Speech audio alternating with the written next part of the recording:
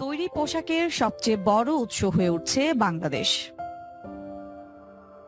বিশ্বজুড়ে মার্কিন পাল্টা শুল্ক সেই দাড়ি খুলে দিয়েছে। বাংলাদেশের পেছনে দ্রুত গতিতে দৌড়ে আসা ভারতের উপর উচ্চ হারে পাল্টা শুল্ক আরোপ করে দেশটির অস্বাভাবিক প্রবৃদ্ধিতে লাগাম টেনে দিয়েছে যুক্তরাষ্ট্র।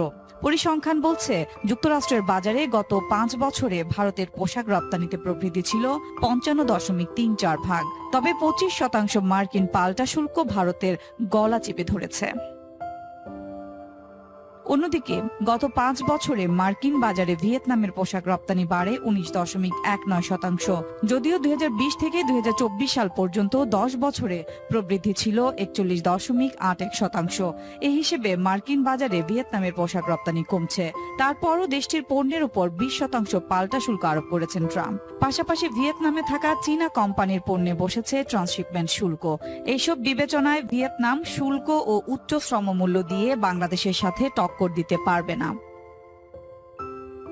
এদিকে ভিয়েতনাম উচ্চ মূল্যের পোশাক উৎপাদন ও রপ্তানি করে। শীর্ষ পোশাক রপ্তানিকারক চীনও উচ্চ মূল্যের পোশাকের বড় উৎপাদক। এছাড়া দেশটিতে শ্রমের মজুরি বেশি। পাশাপাশি যোগ হয়েছে যুক্তরাষ্ট্রের 30% পাল্টা শুল্কের ব্যাপক চাপ। এমন পরিস্থিতিতে ভিয়েতনাম, চীন ও ভারত প্রতিযোগিতা সক্ষমতায় বাংলাদেশের চেয়ে অনেক পিছিয়ে। ফলে মার্কিন ক্রেতাদের জন্য তৈরি পোশাকের আকর্ষণীয় উৎস এখন নিঃসন্দেহে বাংলাদেশ।